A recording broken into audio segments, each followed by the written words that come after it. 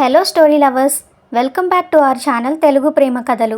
ముందుగా ఒక చిన్న రిక్వెస్ట్, కథ నచ్చితే వీడియోని తప్పకుండా లైక్ చేయండి. అలాగే మన ఛానల్ని సబ్స్క్రైబ్ చేసుకోండి. ఈరోజు కథ పేరు మళ్ళీ చిగురించిన బంధం. రచించిన వారు వరలక్ష్మి గారు. ఇక కథలోకి వెళ్ళిపోదామా? సికింద్రాబాద్ రైల్వే స్టేషన్లో ఎప్పుడూ ఉండే హడావిడే. ప్లాట్ఫామ్ నెంబర్ 10 మీద కదలడానికి సిద్ధంగా ఉన్న Godavari express AC first class బోగీలోకి ఆయాసపడుతూ ఎక్కింది సహస్ర. తన బెర్త్ నెంబర్ చూసుకొని ఆ ఏసీ కూప్లోకి అడుగు పెట్టగానే ఆమెకు ఎక్కడలేని ప్రశాంతత దొరికినట్లయింది. చేతిలో ఉన్న ట్రాలీ బ్యాగ్ని సీట్ కిందకి తోసి కిటికీ పక్కన కూర్చొని గట్టిగా ఊపిరి పీల్చుకుంది. అప్పుడే కూప్ తలుపు తీసుకొని లోపలికి వచ్చాడు ఒకతను. సహస్ర క్యాజువల్గా తలెత్తి చూసింది. అంతే, అతన్ని చూడగానే సహస్రకు ఒక్క క్షణం ఊపిరాగిపోయింది. అతనెవరో కాదు, 5 ఏళ్ల క్రితం పెళ్లిపీటల మీద తన కోసం ఎదురు చూస్తున్న వాణ్ణి కాదని ఒక లెటర్ రాసిపెట్టి తను పారిపోయిన సంఘటన ఆమెకు గుర్తొచ్చింది. అతను కూడా ఆమెను చూసి ఒక్క క్షణం స్టన్ అయ్యాడు. చేతిలో ఉన్న బ్యాగ్ కింద పెట్టడం కూడా మర్చిపోయి ఆశ్చర్యంగా ఆమె వైపే చూస్తూ ఉండిపోయాడు. కార్తీక్! ఆమె పెదాలు ఆమెకే వినబడినంత మెల్లగా వణికాయి. ఆ పిలుపుకి తేరుకున్నాడు కార్తీక్. ముఖంలో ఆశ్చర్యం స్థానంలో నెమ్మదిగా ఓ రకమైన నిర్లిప్తత వచ్చి చేరింది. ఏమీ మాట్లాడకుండా తన బ్యాగ్ పక్కన పెట్టి కింద బెర్త్ మీదే ఆమెకు కాస్త దూరంగా కూర్చున్నాడు. షాక్ నుంచి కాస్త తేరుకొని, కార్తీక్ నువ్వా?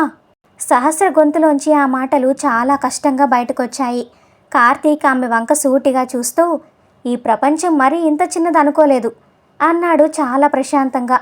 ఆ ప్రశాంతత వెనక దాగున్న అర్థం ఆమెకు స్పష్టంగా తెలిసింది. నువ్వు వైజాగ్ వెళ్తున్నావా? మళ్ళీ తనే అడిగింది మాట కలపడానికి ప్రయత్నిస్తూ.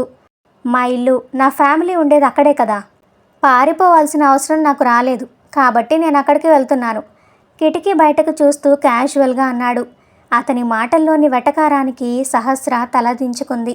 5 ఏళ్ల క్రితం తను చేసిన పనికి అతను ఈ మాత్రం కోపడ్డంలో తప్పులేదని ఆమెకు తెలుసు. సారీ, మెల్లగా అంది చేతి వేళ్లను నలుపుకుంటూ. ఆ మాటకి కార్తీక్ చిన్నగా నవ్వాడు. అందులో వెటకారం లేదు, కానీ ఓ రకమైన నిరాసక్తత ఉంది. సారీ దేనికి? మనిద్దరికీ ఒకే Koop reserve అయినందుక? It's okay, IRCTC వాళ్ళకి మన గతం తెలియదు కదా. అది కాదు కార్తీక్, ఆ రోజు. ప్లీజ్ సహస్ర, ఆమె మాటని మధ్యలోనే కట్ చేశాడు కార్తీక్. ఆ రోజు ఏం జరిగిందో, ఎందుకు జరిగిందో మాట్లాడుకునే టైం ఎప్పుడో దాటిపోయింది. అప్పుడు నీకు చెప్పే ఉద్దేశం లేదు, ఇప్పుడు నాకు వినే ఓపిక లేదు. కాబట్టి జస్ట్ ప్యాసింజర్స్ లాగా ఉందాం, అదే ఇద్దరికీ మంచిది. ట్రైన్ నెమ్మదిగా కదలడం మొదలైంది. కిటికీ బయట లైట్లు వెనక్కి వెళ్ళిపోతున్నాయి. కార్తీక్ తన ఫోన్ తీసి ఇయర్ ఫోన్స్ పెట్టుకోవడానికి రెడీ అవుతుంటే సహస్ర ఉండబట్టలేక మళ్ళీ అడిగింది. నీకు నా మీద కోపం ఉండడం న్యాయమే కార్తీక్, కానీ కనీసం నేను చెప్పేదైనా విను. ఆ రోజు నా పరిస్థితి అలాంటిది. ఇంట్లో వాళ్ళు నా మాట వినే స్థితిలో లేరు. నాకంటూ కొన్ని కలలు ఉన్నాయి. వాటిని వదులుకోవడానికి నేను సిద్ధంగా లేను. నాకు వేరే దారి కనిపించక. కార్తీక్ ఇయర్ ఫోన్స్ పక్కన పెట్టి గట్టిగా ఊపిరి పీల్చుకున్నాడు. అతని మొహంలో ఇప్పుడు కాస్త సీరియస్నెస్ వచ్చింది. సహస్ర, దారి లేకపోవడానికి, దారి వెతుక్కోకపోవడానికి చాలా తేడా ఉంది. నీకు పెళ్ళి ఇష్టం లేకపోతే ముందు నాకైనా చెప్పుండాల్సింది.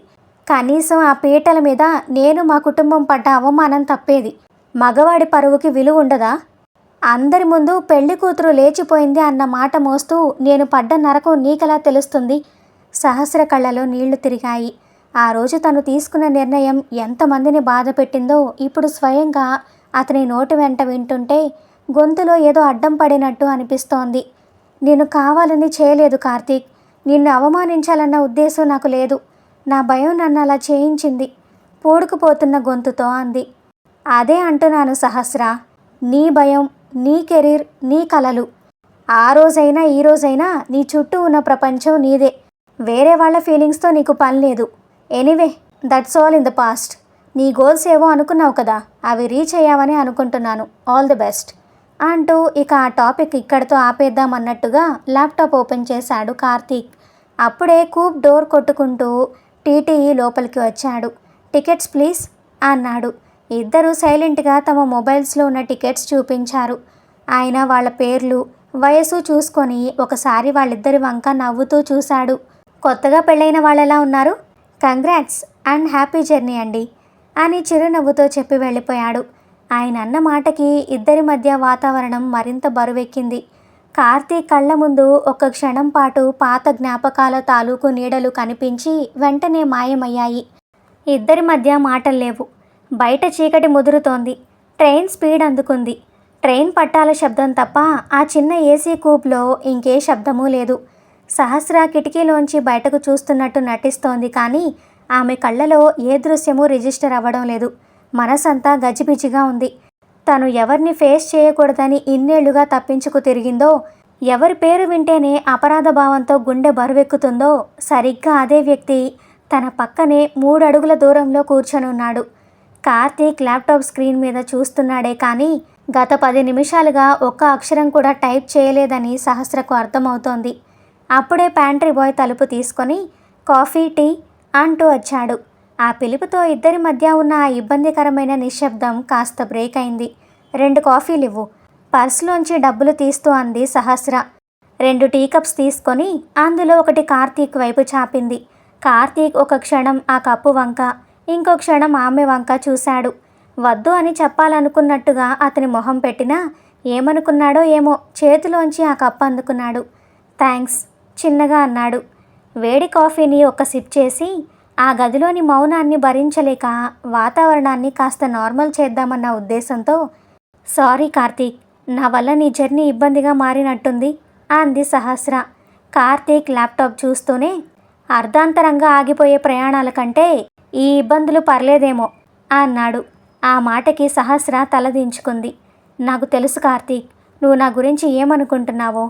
నా గురించి తప్ప ఇంకెవరి గురించి ఆలోచించని ఒక స్వార్థపరురాల్ని అనుకుంటున్నావు కదా అంది గొంతులో బాధను అణుచుకుంటూ. కార్తీక్ చేతిలో ఉన్న కప్పుని పక్కన పెట్టి వెనక్కి వాలి కూర్చున్నాడు. నేను నీ గురించి ఏమీ అనుకోవడం లేదు సహస్ర. నిజం చెప్పాలంటే గడిచిన 3 ఏళ్లుగా కనీసం నీ ఆలోచన కూడా నా మైండ్లో లేదు. ఈరోజు నువ్వు సడన్గా ఎదురయ్యేసరికి పాత విషయాలు గుర్తొచ్చాయి, అంతే. నువ్వు ఇప్పుడు నా లైఫ్లో లేవు కాబట్టి నీ క్యారెక్టర్ని జడ్జ్ చేయాల్సిన అవసరం నాకు లేదు. ఆ మాటలు ఎంత ప్రశాంతంగా అన్నాడో అవి అంతకంటే పదునుగా ఆమెకు గుచ్చుకున్నాయి. తను అతనికి కనీసం కోపడేంత ఇంపార్టెంట్ కూడా కాదని అర్థమైంది. నిజమే, నేను అర్హత ఎప్పుడో పోగొట్టుకున్నాను నిట్టూరుస్తూ అంది సహస్ర. ఇంతకీ ఇప్పుడు ఏం చేస్తున్నావు కార్తీక్? మీ నాన్నగారి కన్స్ట్రక్షన్ బిజినెస్సే చూసుకుంటున్నావా? మెల్లగా టాపిక్ మార్చింది. లేదు, తల అడ్డంగా ఊపాడు కార్తీక్. ఇప్పుడు నా సొంత ఆర్కిటెక్చర్ ఫర్మ్ రన్ చేస్తున్నాను. హైదరాబాద్లో ఒక ఆఫీస్, వైజాగ్లో ఒక బ్రాంచ్. ఓ గ్రేట్, కంగ్రాట్స్. నీకంటూ ఒక సొంత ఐడెంటిటీ క్రియేట్ చేసుకున్నావన్నమాట. I'm really happy for you మనస్ఫూర్తిగానే అంది. కార్తీక్ చిన్నగా నవ్వాడు. అంతే కదా, ఎవరి దారి వాళ్ళు చూసుకోవాలి. ఎవరి కోసమో మన లైఫ్ని ఆపేసుకోలేం కదా. దారి మధ్యలో ఎవరైనా వదిలేసి వెళ్ళిపోతే అక్కడే కూర్చొని ఏడుస్తూ ఉండిపోం కదా. నడక కొనసాగించాల్సిందే. అదే చేశాను. సహస్ర గొంతు తడారిపోయింది. అతను కావాలని అంటున్నాడా లేక క్యాజువల్గా మాట్లాడుతున్నాడా అర్థం కావడం లేదు. కానీ ప్రతి మాట ఆమె గతాన్ని గుర్తు చేస్తూనే ఉంది. కాసేపు ఆగి చాలా ధైర్యం కూడా కట్టుకొని అడిగింది. కార్తీక్, ఒకటి అడగనా? ఏమీ అనుకోనంటే. అడుగు క్యాజువల్గా అన్నాడు. మరి నీ పెళ్ళి అంటే ఆ తర్వాత మీ ఇంట్లో వాళ్ళు సంబంధాలు చూడలేదా? తడబడుతూనే అడిగింది. కార్తీక్ మొహంలో ఏ భావమూ లేదు. చాలా సింపుల్గా చూశారు అన్నాడు. మరి నేనే వద్దన్నాను. సహస్ర ఆశ్చర్యంగా చూసింది. ఎందుకు? నా వల్ల జరిగిన దానికి నువ్వు నీ లైఫ్ని ఎందుకు పాడు చేసుకుంటున్నావు? నేను చేసిన తప్పుకి నీకెందుకు పనిష్మెంట్? గొంతులో కాస్త ఆవేదన ధ్వనించింది. హే వెయిట్, చేతులు అడ్డు పెడుతూ చిన్నగా నవ్వాడు కార్తీక్. నువ్వు మరీ సినిమాల్లో లాగా ఊహించుకోకు. నేనేదో దేవదాసులా గడ్డం పెంచుకొని నీ జ్ఞాపకాల్లో బ్రతుకుతూ పెళ్లి చేసుకునని భీష్మించుకొని కూర్చున్నానని ఫీల్ అవ్వకు. అలా జరగలేదు. మరెందుకు చేసుకోలేదు? భయం. ఒక్క మాటలో సమాధానం ఇచ్చాడు కార్తీక్. సహస్ర కనుబొమ్మలు ముడిపడ్డాయి. భయమా? నీకా? దేనికి భయం కార్తీక్? అర్థం కానట్టుగా అడిగింది. కార్తీక్ పెదవుల మీద ఓ చిన్న నవ్వు మెరిసింది. అతని నవ్వులో బాధ ఉందో లేదా తన పరిస్థితికి తనే వెటకారంగా నవ్వుకుంటున్నాడో సహస్రకు అర్థం కాలేదు. అవును, భయమే. అమ్మాయిలంటే భయం కాదు, ప్రేమ అంటే భయం కాదు, కనీసం పెళ్ళి అనే బంధం అన్నా కూడా నాకు భయం లేదు. కానీ నమ్మకం అంటే భయం వేసింది సహస్ర. నెమ్మదిగా అన్నాడు కార్తీక్. ఆ మాట ఆమె గుండెను తాకింది. ఏమీ మాట్లాడకుండా అతను చెప్పేది వినసాగింది. ఆ రోజు నువ్వు వెళ్ళిపోయాక నాకు నీ మీద కోపం రావడం కంటే ముందు నా మీద నాకే విపరీతమైన అసహ్యం వేసింది. ఇంకో గంటలో నా జీవిత భాగస్వామి కాబోతున్న అమ్మాయి మనసులో పెళ్లి మండపం నుంచి పారిపోవాలనేంత భయం ఉంటే నేను దాన్ని కనీసం పసిగట్టలేకపోయానన్న నిజం నన్ను చాలా డిస్టర్బ్ చేసింది. కార్తీక్ వాయిస్ కొద్దిగా తగ్గింది. ట్రైన్ స్పీడ్కి వచ్చే శబ్దం కూడా వాళ్ళిద్దరి మధ్య ఉన్న నిశ్శబ్దాన్ని డామినేట్ చేయలేకపోతోంది. అలాంటప్పుడు రేపు ఇంకో అమ్మాయిని నా జీవితంలోకి తెచ్చుకొని ఆమె మనసును కూడా నేను సరిగ్గా చదవలేకపోతే, మళ్ళీ ఎప్పుడైనా నా అంచనాలు ఇలాగే తలకిందులైతే, నా వల్ల నా ఫ్యామిలీ మళ్ళీ ఎప్పుడైనా ఇలాంటి పరిస్థితులు ఫేస్ చేయాల్సి వస్తే, ఈ ఆలోచనలు నన్ను చాలా కాలం వెంటాడాయి. నా జడ్జిమెంట్ మీద నాకే నమ్మకం పోయింది. అందుకే ముందు నన్ను నేను ప్రూవ్ చేసుకోవాలనుకున్నాను. నా కెరీర్, నా ఆర్కిటెక్చర్, వాటి మీద ఫోకస్ చేశాను. ఈ ప్రాసెస్లో పెళ్లి ఆలోచన పూర్తిగా పక్కన పెట్టేశాను. అంతే తప్ప నీకోసం నా జీవితాన్ని ఆపేసుకున్నానని మాత్రం కాదు. సహస్ర కళ్ళలో నీళ్లు ఉబికాయి. తను అతనికి చేసిన డ్యామేజ్ కేవలం ఆ ఒక్కరోజుతో పోలేదని, అతని వ్యక్తిత్వాన్ని, అతని ఆత్మవిశ్వాసాన్ని ఎంతలా దెబ్బతీసిందో ఇప్పుడు పూర్తిగా అర్థమవుతోంది. నేను నీలో ఇంత ఇన్సెక్యూరిటీని క్రియేట్ చేశానని ఇప్పుడే అర్థమవుతోంది కార్తీక్. ఎంత పిచ్చిదాన్ని నేను. నా ప్రపంచంలో నేను బ్రతుకుతూ నా భయాల గురించి మాత్రమే ఆలోచిస్తూ నీ నమ్మకాన్ని పునాదులతో సహా పెకిలించేశాను. గొంతు వణుకుతుండగా అంది సహస్ర. కళ్ళలోంచి నీళ్లు బుగ్గ మీదకు జారుతున్నాయి. కూలిపోయిన పునాదుల మీద మళ్ళీ కొత్త ప్రపంచాన్ని కట్టుకోవడమేగా ఆర్కిటెక్ట్ పని. నవ్వాడు కార్తీక్. ఆ నవ్వులో ఒకప్పటి కాన్ఫిడెన్స్, పరిణతి స్పష్టంగా కనిపిస్తున్నాయి. అతను అంత ఈజీగా ఆ విషయాన్ని పక్కన పెట్టేస్తుంటే సహస్రకు ఇంకా బాధగా అనిపించింది. తను ఎంత గిల్టీగా ఫీల్ అవుతున్నా తను చేసిన తప్పుకు ప్రాయశ్చిత్తం లేదని ఆమె మనసుకి తెలుసు. కళ్ళు తుడుచుకొని కిటికీ అద్దంలో తన ప్రతిబింబాన్ని చూసుకుంటూ ఉండిపోయింది. కాసేపు ఇద్దరి మధ్య మాటలు లేవు. ఒకటి అడగనా? మళ్ళీ సహస్ర గొంతే ఆ నిశ్శబ్దాన్ని బ్రేక్ చేసింది. కార్తీక్ ఏమీ మాట్లాడకుండా ఏంటి అన్నట్లుగా కనుబొమ్మలెగరేశాడు. కనీసం ఒక్కసారైనా ఆ తర్వాత నా గురించి ఆలోచించలేదా? నేను ఎక్కడున్నాను, ఎలా ఉన్నాను, కనీసం బతికి ఉన్నానా లేదా అని కూడా నీకు అనిపించలేదా? కార్తీక్ డీప్గా ఓ శ్వాస తీసుకున్నాడు. తన చేతి వేళ్లను ఒకదానితో ఒకటి అల్లుకొని నెమ్మదిగా తల తిప్పి ఆమె కళ్ళలోకి చూశాడు. నిజం చెప్పాలంటే నువ్వు వెళ్ళిపోయిన మొదటి 6 నెలలు నిన్ను వెతకని రోజు లేదు అన్నాడు కార్తీక్. సహస్ర గుండె జారినంత పనైంది. వెతికావా? ఎందుకు? నిన్ను వెనక్కి తీసుకురావాలనో, కోపంతో 4 మాటలు అనాలనో కాదు సహస్ర. అసలు నువ్వు సేఫ్గా ఉన్నావో లేదో తెలుసుకోవడానికి. చేతిలో పెద్దగా డబ్బు లేకుండా ఒక ఆడపిల్ల అలా ఒంటరిగా వెళ్ళిపోతే భయం వేయదా? అందుకే నా ఫ్రెండ్స్ ద్వారా సైలెంట్గా ఎంక్వైరీ చేయించాను. నువ్వు ఢిల్లీ చేరుకున్నావని, అక్కడ నీ ఫ్రెండ్ హెల్ప్తో సేఫ్గానే జాబ్ చేసుకుంటున్నావని తెలిసాకే నా ప్రాణం కుదుట పడింది. ఆ తర్వాతే నా లైఫ్ మీద నేను ఫోకస్ చేయగలిగాను. సహస్రకి నోట మాట రాలేదు. తనని అందరి ముందు తలదించుకునేలా చేసినా, తన మనసుని గాయపరిచినా అతను మాత్రం తన సేఫ్టీ గురించి 6 నెలల పాటు ఆలోచించాడన్న నిజం ఆమెను కుదిపేసింది. ఆ క్షణం అతని విశాలమైన మనసు ముందు తన స్వార్థం ఎంత చిన్నదో సహస్రకు అర్థమైంది. దుఃఖం కట్టలు తెంచుకుంది. ఇక తనని తాను కంట్రోల్ చేసుకోలేకపోయింది. 2 చేతులతో ముఖం దాచుకొని వెక్కి వెక్కి ఏడవడం మొదలుపెట్టింది. కార్తీక్ ఆమెను ఆపడానికి ప్రయత్నించలేదు. ఓదార్చడానికి చెయ్యి కూడా చాపలేదు. ఆమె ఏడుస్తుంటే అలాగే చూస్తూ కూర్చున్నాడు. ఒక రకంగా ఆ ఏడుపు ఆమె లోపల ఇన్నేళ్లుగా పేరుకుపోయిన అపరాధ భావాన్ని కడిగేస్తుందని అతనికి తెలుసు. రైలు చీకట్లను చీల్చుకుంటూ ముందుకు వెళ్తోంది. కాసేపటికి సహస్ర ఏడుపు నెమ్మదిగా సద్దుమణిగింది. చేతి రుమాలుతో కళ్ళు ముఖం తుడుచుకొని దీర్ఘంగా ఊపిరి పీల్చుకుంది. కార్తీక్ తన పక్కనున్న వాటర్ బాటిల్ తీసి ఆమె వైపు చాపాడు. తాగు అన్నాడు మృదువుగా. ఆమె బాటిల్ అందుకొని సగం నీళ్లు తాగేసి మూత పెట్టి పక్కన పెట్టింది. తల తిప్పి అతని వైపు చూసింది. థ్యాంక్స్ కార్తీక్. నా మీద నీకు ఎంత కోపం ఉన్నా ఆ సిచ్యువేషన్లో కూడా ఒక మనిషిగా నువ్వు నా గురించి ఆలోచించావంటే నువ్వు ఎంత మంచివాడివో నాకు ఇప్పుడే అర్థమవుతోంది. వణుకుతున్న గొంతుతో అంది. కార్తీక్ పెదవి విరిచాడు. ఇందులో నా గొప్పతనం ఏమీ లేదు సహస్ర. అదొక బేసిక్ హ్యుమానిటీ అంతే. ఓ మనిషి ఏమైపోయిందో అన్న చిన్న కంగారు. దయచేసి దానికి వేరే అర్థాలు వెతక్కు అంటూ ల్యాప్టాప్ మూసేశాడు కార్తీక్. కానీ ఆ రోజు నేను ఎందుకు అలా చేయాల్సి వచ్చిందో, నా భయానికి అసలు కారణం ఏంటో నువ్వు తెలుసుకోవాలి. ఇది నేను చేసిన తప్పును కవర్ చేసుకోవడానికి ఇచ్చే జస్టిఫికేషన్ కాదు. కేవలం నా మనసులో భారం తగ్గించుకోవడానికి మాత్రమే. వింటావా? బతిమిలాడుతున్నట్టుగా అడిగింది.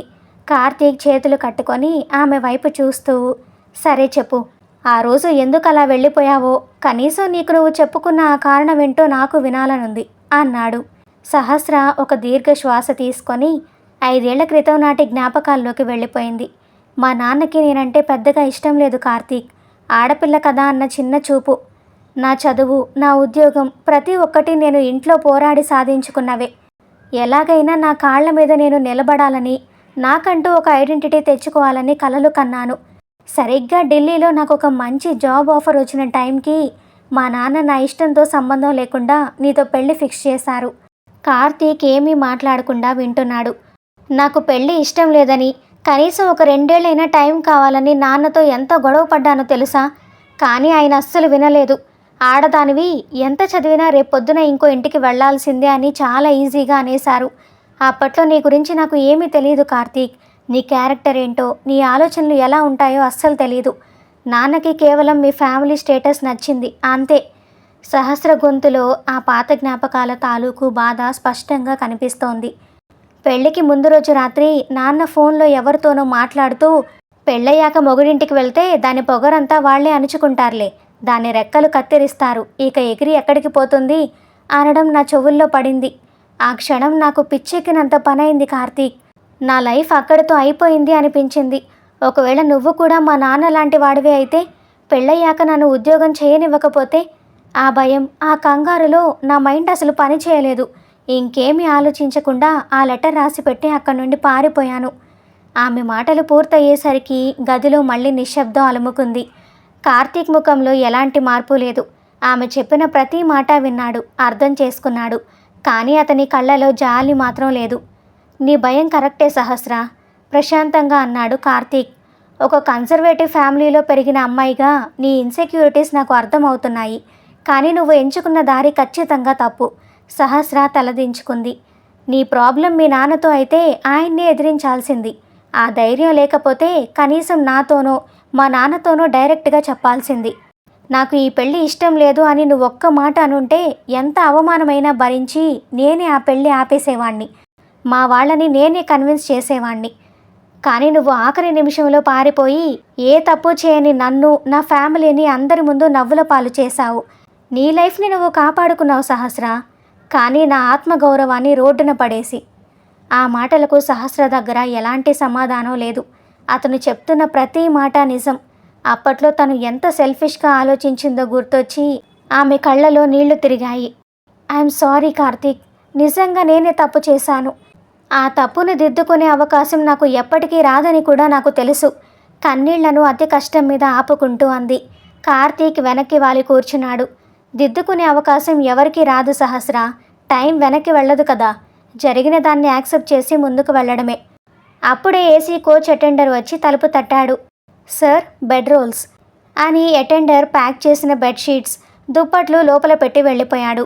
టైం చూసుకుంటే రాత్రి 9 దాటుతోంది. నువ్వు కింద బెర్త్ తీసుకుంటావా, నేను పైకి వెళ్ళనా? కార్తీక్ అడిగాడు తన డఫెల్ బ్యాగ్లోంచి నైట్ డ్రెస్ తీస్తూ. నేను కిందనే పడుకుంటాను అంది సహస్ర గొంతును సవరించుకుంటూ. కార్తీక్ తల ఊపి తన బట్టలు తీసుకొని వాష్రూమ్ వైపు అడుగులేశాడు. తలుపు వేసిన శబ్దం వినబడగానే సహస్ర గట్టిగా నిట్టూర్చింది. ఆ రోజు గనక పెళ్లి జరిగి ఉంటే ఈ పాటికి అతనితో తన జీవితం ఎప్పుడో మొదలైపోయేది. కానీ ఇప్పుడు ఇద్దరి మధ్య 5 ఏళ్ల దూరం, చెప్పలేనంత అపరాధ భావం. కార్తీక్ తిరిగి వచ్చేసరికి సహస్ర తన బెర్త్ మీద బెడ్షీట్ సర్దుకొని బ్లాంకెట్ కప్పుకొని పడుకొనుంది. కార్తీక్ కూడా పైన బెర్త్ మీద బెడ్షీట్ పరుచుకొని మెయిన్ లైట్స్ ఆఫ్ చేసి నైట్ ల్యాంప్ ఆన్ చేసి పై బెర్త్ ఎక్కి పడుకున్నాడు. కూప్లో ఒక చిన్న బ్లూ లైట్ వెలుతురు తప్ప అంతా చీకటి. ఏసీ చల్లటి గాలి, రైలు పట్టాల మీద చేసే లయబద్ధమైన శబ్దం, వాతావరణం అంతా నిద్రపోవడానికి అనుకూలంగా ఉన్నా ఇద్దరి కళ్ళలోనూ నిద్రలేదు. గంట గడిచింది. సహస్ర అటు ఇటు పొర్లుతూనే ఉంది. కళ్ళు మూసుకుంటే చాలు గతం ఆమెను వెంటాడుతోంది. ఇక ఉండబట్టలేక నెమ్మదిగా పిలిచింది. కార్తీక్, నిద్రపోయావా? పైనుంచి వెంటనే ఎలాంటి సమాధానం రాలేదు. బహుశా నిద్రపోయాడేమో అనుకొని తను కూడా కళ్ళు మూసుకోబోతుంటే పైనుంచి మెల్లగా వినిపించింది అతని గొంతు. నిద్ర రావడం లేదు, చెప్పు. సహస్ర లేచి కూర్చొని బ్లాంకెట్ని కాళ్ళ మీదకి లాక్కుంది. నాకు ఒక విషయం తెలుసుకోవాలనుంది, నిజం చెప్తావా? కార్తీక్ తన పిల్లోని కాస్త ఎత్తుగా సర్దుకొని కిందకి చూశాడు. అడుగు అన్నాడు చిన్నగా. ఆ సంఘటన తర్వాత మీ ఇంట్లో పరిస్థితులు ఎలా సర్దుకున్నాయి? ఐ మీన్ బంధువులు, సమాజం వీటన్నిటిని మీ ఫ్యామిలీ ఎలా ఫేస్ చేసింది? తడబడుతూనే అడిగింది. కార్తీక్ ఓ నిట్టూర్పు విడిచాడు. అది ఖచ్చితంగా ఆ పాత గాయాలను మళ్ళీ రేపిన నిట్టూర్పే. సర్దుకోవడానికి చాలా టైం పట్టింది సహస్ర. అసలు ఆ అవమానం తట్టుకోలేక మా నాన్నకు మైల్డ్ హార్ట్ అటాక్ వచ్చింది. హాస్పిటల్ నుండి డిశ్చార్జ్ అయ్యాక కూడా ఆయన నెలల తరబడి ఎవరితోనూ మాట్లాడలేదు. ఆయన్ను ఎక్కువగా బాధ పెట్టింది ఏంటంటే మా బంధువుల ప్రశ్నలు. అబ్బాయిలో ఏమైనా లోపం ఉందా? అబ్బాయికి వేరే ఏమైనా అలవాట్లుండి ఆ విషయం తెలిసి అమ్మాయి పారిపోయిందా అని రకరకాలుగా మాట్లాడుకున్నారు. మా నాన్న ఆ మాటలు తట్టుకోలేకపోయాడు. సహస్ర చేతులు రెండు ముఖానికి అడ్డు పెట్టుకొని సైలెంట్గా కన్నీళ్లు పెట్టుకుంది. తను పారిపోవడం వల్ల అంకుల్ ప్రాణాల మీదకు రావడమే కాకుండా కార్తీక్ క్యారెక్టర్ని కూడా సమాజం శంకించిందని ఆమెకు ఇప్పుడే తెలిసింది. Oh my god Karthik, I'm really sorry. నా స్వార్థం వల్ల మీకు ఇంత డ్యామేజ్ జరిగిందని, అంకుల్కి అంత పెద్ద ప్రాబ్లం వచ్చిందని నేను కల్లో కూడా ఊహించలేదు. వెక్కిళ్ళు ఆపుకుంటూ అంది. అక్కడితో అయిపోలేదు సహస్ర. కార్తీక్ గొంతు ఇప్పుడు మరింత సీరియస్గా మారింది. మా చెల్లి కీర్తికి అప్పుడే సంబంధాలు చూస్తున్నాం. ఈ సంఘటన తర్వాత చాలామంది వెనక్కి తగ్గిపోయారు. పీటల మీద పెళ్ళి ఆగిపోయిన ఇల్లు, అలాంటి ఇంటి నుంచి పిల్లను తెచ్చుకోవడం ఎందుకు అంటూ నానా రకాలుగా మాట్లాడుకున్నారు. ఆ అవమానాలన్నీ తట్టుకోలేక మా ఫ్యామిలీ ఎన్ని నిద్రలేని రాత్రులు గడిపిందో నాకు మాత్రమే తెలుసు. మరి కీర్తికి భయపడుతూ అడిగింది. ఆ తర్వాత 2 ఏళ్లకు కానీ సంబంధం కుదరలేదు. చాలా కాంప్రమైజ్ అయ్యి వేరే ఊరి వాళ్ళకి ఇచ్చి పెళ్లి చేయాల్సి వచ్చింది. ఇప్పుడు తను బాగానే ఉందిలే. కానీ ఆ 2 ఏళ్ళు నా కుటుంబం పడ్డ మానసిక క్షోభకి నువ్వు ఏ రకంగా న్యాయం చేయగలవు సహస్ర? నీ లైఫ్ నువ్వు కాపాడుకున్నావు, కానీ దానికి మా ఫ్యామిలీ బలైపోయింది. కార్తీక్ అంటున్న ప్రతి మాట సహస్ర మనసును కోసేస్తోంది. ఇన్నాళ్ళు తన దృష్టిలో అదొక చిన్న తప్పు మాత్రమే. కానీ తన స్వార్థం వల్ల ఒక తండ్రి ఆరోగ్యం, ఒక చెల్లి భవిష్యత్తు, ఒక కుటుంబ పరువు ఎలా రోడ్డున పడ్డాయో ఇప్పుడు ఆమెకు కళ్ళకి కట్టినట్లు కనిపిస్తోంది. నన్ను క్షమించమని అడిగే అర్హత కూడా నాకు లేదు కార్తీక్. నా లైఫ్ నా కంట్రోల్లో ఉంది. నేను అనుకున్నది సాధించేశాను అని ఇన్నాళ్ళు ఒక భ్రమలో బ్రతికాను. కానీ నా సక్సెస్ వెనుక ఇంతమంది కన్నీళ్లు ఉన్నాయని తెలిసాక అంతా శూన్యంగా ఉంది అంటూ 2 చేతుల్లో ముఖం దాచుకొని ఏడ్చేసింది సహస్ర. కింద నుంచి ఆమె ఏడుస్తున్న శబ్దం వినిపిస్తున్నా కార్తీక్ ఏమీ మాట్లాడకుండా సైలెంట్గా ఉండిపోయాడు. ఆమెను ఓదార్చే ప్రయత్నం కూడా చేయలేదు. ఆ నిజాలు ఎంత చేదుగా ఉన్నా ఆమె ఫేస్ చేయక తప్పదని అతనికి తెలుసు. కాసేపటికి ఆమె ఏడుపు కాస్త తగ్గాక పైబెర్త్ నుంచి అడిగాడు కార్తీక్. అదే కదా నువ్వు కోరుకుంది, ఎవరి మీద ఆధారపడకుండా నీ కాళ్ల మీద నువ్వు నిలబడాలని. మరి ఇప్పుడు శూన్యం అంటున్నావేంటి? ఆ ప్రశ్నలో వెటకారం లేదు. సహస్ర కళ్ళు తుడుచుకుంటూ చేదుగా నవ్వింది. అవును, కోరుకున్నట్టే జాబ్లో జాయిన్ అయ్యాను. ప్రమోషన్లు వచ్చాయి, చేతి నిండా డబ్బు, నాకంటూ ఓ ఫ్లాట్, అన్నీ సాధించాను. కానీ ఇవి పంచుకోవడానికి నాకంటూ ఎవరూ మిగల్లేదు కార్తీక్. ఆ రోజు నేను ఇంట్లోంచి వెళ్ళిపోయాక మా నాన్న నాతో మాట్లాడడమే మానేశారు. ఈ 5 ఏళ్లలో ఆయన నాకు ఒక్క కాల్ కూడా చేయలేదు. అమ్మ మాత్రం ఆయనకు తెలియకుండా అప్పుడప్పుడు దొంగతనంగా ఫోన్ చేస్తుంది. పండగ వస్తే ఇంటికి వెళ్ళలేను. కనీసం నా బర్త్డే వస్తే నన్ను మనస్ఫూర్తిగా ఆశీర్వదించే నా వాళ్ళెవరూ నా పక్కన లేరు. సహస్ర గొంతులో చెప్పలేనంత ఒంటరితనం. పొద్దున ఆఫీస్లో నా చుట్టూ ఎంతమంది ఉన్నా రాత్రి నా ఫ్లాట్కి వచ్చేసరికి నేను ఒంటరిదాన్నే. ఆ 4 గోడల మధ్య నేను చేసింది కరెక్టేనా అని రోజు నన్ను నేను ప్రశ్నించుకుంటూనే ఉన్నాను. కానీ ఇన్నాళ్ళు నా నిర్ణయాన్ని నేనే సమర్థించుకున్నాను. ఇప్పుడు నీ మాటలు విన్నాకే క్లారిటీ వచ్చింది. నేను గెలిచానని భ్రమపడుతూ పూర్తిగా ఓడిపోయానని. కూప్లో మళ్ళీ బరువైన నిశ్శబ్దం. ట్రైన్ ఏదో చిన్న స్టేషన్ను క్రాస్ చేస్తున్నప్పుడు కిటికీలోంచి పడిన పసుపు పచ్చని లైట్ వెలుతురు ఒక క్షణం వాళ్ళిద్దరి ముఖాల మీద పడి మాయమైంది. కార్తీక్ కిందకు చూశాడు. ఆ రోజు పెళ్లిపీటల మీద తనను వదిలేసి వెళ్ళిన ఆ మొండిపిల్ల ఇప్పుడు ఎక్కడా కనిపించడం లేదు. ఆమె అహంకారం, భయం అన్నీ కరిగిపోయాయి. జీవితం ఆమెకు చాలా పెద్ద పాఠమే నేర్పిందని అతనికి అర్థమైంది. ఇక పడుకో సహస్ర, జరిగిపోయిన దాన్ని ఎవరు వెనక్కి తీసుకురాలేరు. టైం చాలా అయింది, కళ్ళు మూసుకొని కాసేపు రెస్ట్ తీసుకో అని ముగించాడు కార్తీక్. దానికి అర్థం ఇంకా ఈ డిస్కషన్ చాలు అని. కానీ ఆ రాత్రి వాళ్ళిద్దరికీ తెలుసు, నిద్ర వాళ్ళ దరిదాపుల్లో కూడా రాదని. ఉదయం లేలేత సూర్యకిరణాలు కిటికీ అద్దాలను దాటుకొని లోపలికి పడుతున్నాయి. రైలు వేగం తగ్గింది. సహస్ర మెల్లగా కళ్ళు తెరిచింది. రాత్రంతా ఏడ్చి ఏడ్చి నిద్రపోయిందేమో. కనురెప్పలు బరువుగా ఉన్నాయి. ఒళ్ళు విరుచుకుంటూ తన బ్లాంకెట్ కాస్త పక్కకు జరిపి నెమ్మదిగా పైకి చూసింది. పై బెర్త్ మీద కార్తీక్ అప్పటికే లేచి కూర్చొని ఉన్నాడు. తనకి ఇబ్బంది కలగకూడదనో ఏమో తను లేచేదాకా కిందకు రాకుండా అక్కడే ఒక పుస్తకం చదువుకుంటూ కూర్చున్నాడు. ఆమె లేవడం గమనించి పుస్తకం మూసి పక్కన పెట్టాడు.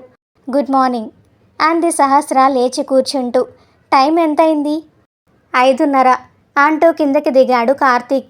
ఇంకో అరగంటలో వైజాగ్ వచ్చేస్తుంది.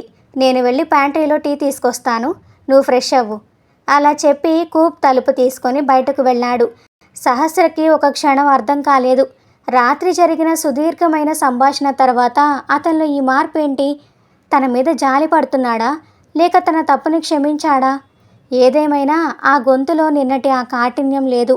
ఆలోచనలు పక్కన పెట్టి వాష్రూమ్కి వెళ్ళి మొహం కడుక్కొని వచ్చింది.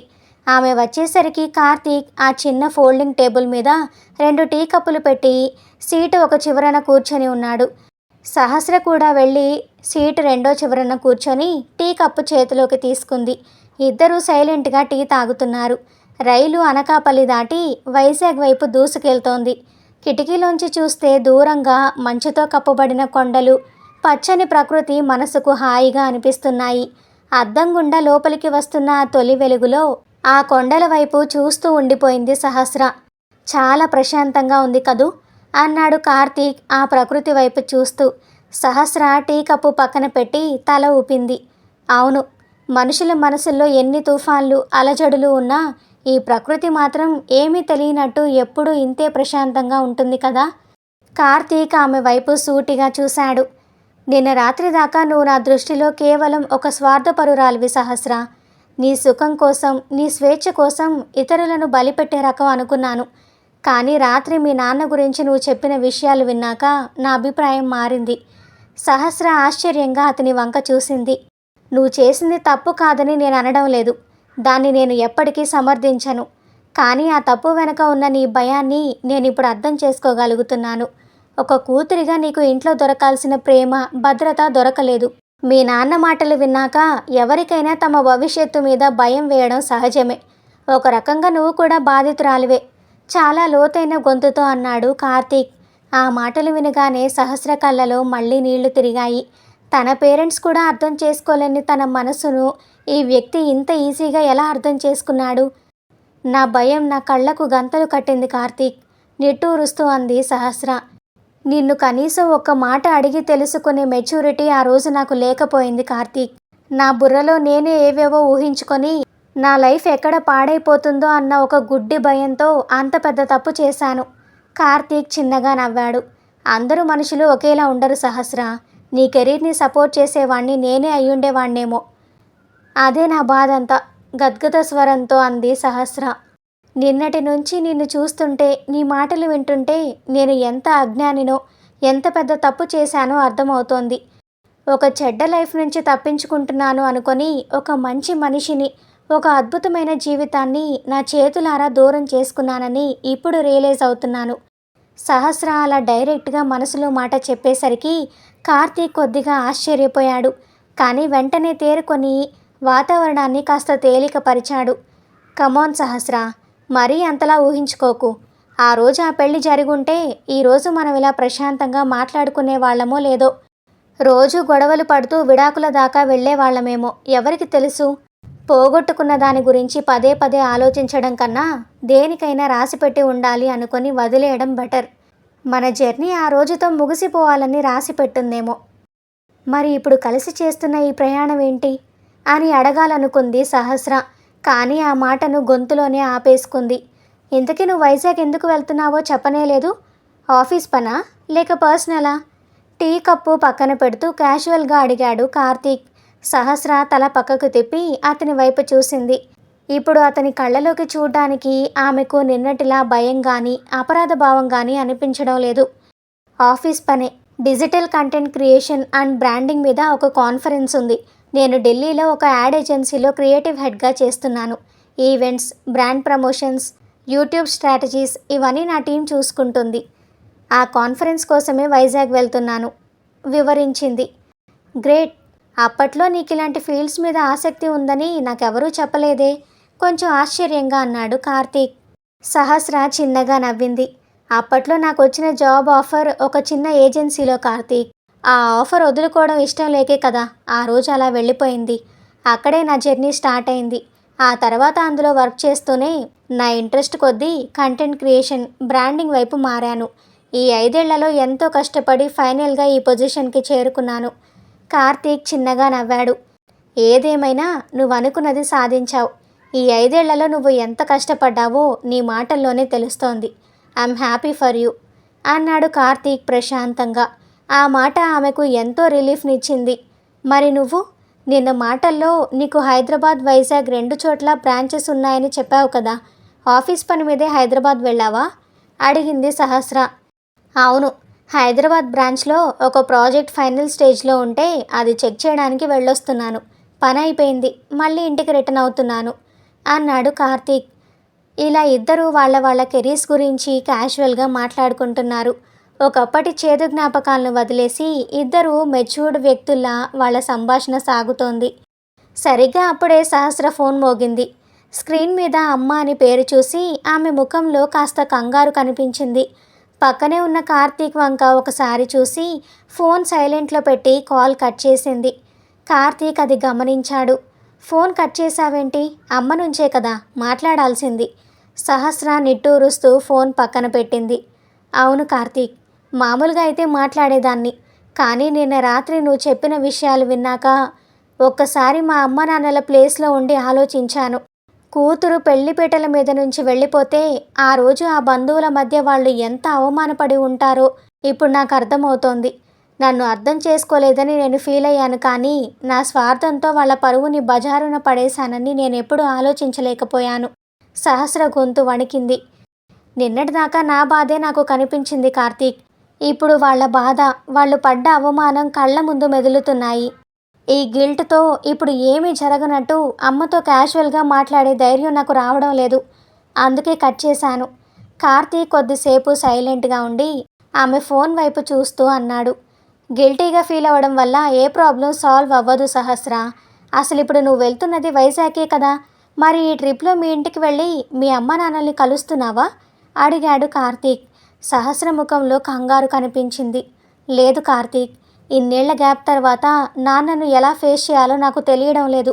అసలు నన్ను ఇంట్లోకి రానిస్తారో లేదో అన్న భయంతో కేవలం ఈవెంట్ చూసుకొని వాళ్ళకి తెలియకుండానే తిరిగి ఢిల్లీ వెళ్ళిపోదాం అనుకున్నాను. అది కరెక్ట్ కాదు సహస్ర. నీ తప్పు నువ్వు రియలైజ్ అయ్యావు. అది వాళ్ళకి కూడా తెలియాలి కదా. ఇప్పుడు వాళ్ళకి కావాల్సింది నువ్వు గిల్ట్గా ఫీల్ అవుతూ వాళ్ళకి దూరంగా ఉండిపోవడం కాదు, వాళ్ళ కూతురు మళ్ళీ వాళ్ళ దగ్గరికి రావడం. ధైర్యం చేసి ఒక అడుగు ముందుకు వెయ్యి. ఇంటికి వెళ్ళు. మీ నాన్నగారు అరిచినా పడు. ఆ కోపం వెనక ఉన్నది ఆయన బాధే కదా. ఒకసారి మనస్ఫూర్తిగా మాట్లాడు. నీ మనసులో భారం అంతా దిగిపోతుంది. ఒక మంచి ఫ్రెండ్లా సలహా ఇచ్చాడు కార్తీక్. సహస్ర తలెత్తి కార్తీక్ వైపు చూసింది. అతను ఎంత సింపుల్గా, ఎంత మెచ్యూర్డ్గా ఆలోచిస్తున్నాడో చూస్తుంటే ఆమెకు ముచ్చటేసింది. నువ్వు చెప్పింది కరెక్టే కార్తీక్. పారిపోయి నేను సాధించేదేమీ లేదు. ఈ ఈవెంట్ అవ్వగానే నేరుగా ఇంటికి వెళ్తాను. నాన్నతో ఖచ్చితంగా ఫేస్ టు ఫేస్ మాట్లాడతాను. థ్యాంక్స్ అంటూ తన ఫోన్ తీసుకొని మీటింగ్లో ఉన్నానమ్మా, ఫ్రీ అవ్వగానే కాల్ చేస్తాను అని మెసేజ్ టైప్ చేసింది. కార్తీక్ తిరిగి తన పుస్తకం తెరుచుకున్నాడు. వైజాగ్ చేరుకోవడానికి ఇంకో పావుగంట మాత్రమే సమయం ఉంది. కూప్లో ఇద్దరు సామాన్లు సర్దుకోవడం మొదలుపెట్టారు. వైజాగ్ వచ్చాక ఎక్కడుంటావు అడిగాడు కార్తీక్. ఆఫీస్ వాళ్ళు హోటల్ గ్రాండ్ బేలో రూమ్ బుక్ చేశారు. ఈవెంట్ అక్కడే. మాటలు పొడి పొడిగా వస్తున్నాయి సహస్ర నుంచి. కార్తీక్ సరే అన్నట్టుగా తలూపాడు. కూప్లో మళ్ళీ నిశ్శబ్దం. ప్రయాణం ముగిసిపోతోంది. ఈ రైలు దిగగానే మళ్ళీ ఎవరి దారి వాళ్లదే. 5 ఏళ్ల తర్వాత కలిసిన ఈ కొద్ది గంటల ప్రయాణం ఒక జ్ఞాపకంలా మిగిలిపోతుందా అన్న వెలితి సహస్ర కళ్ళలో కనిపిస్తోంది. సహస్ర మెల్లగా అతని వైపు చూసింది. కార్తీక్, నువ్వు నిజంగా చాలా గ్రేట్. నీ ప్లేస్లో వేరే ఎవరైనా ఉంటే అసలు నాతో మాట్లాడేవాళ్ళు కాదు, కనీసం మొహం కూడా చూడకుండా అసహ్యించుకునేవాళ్ళు. కానీ నువ్వు నన్ను ఎంతగానో అర్థం చేసుకున్నావు.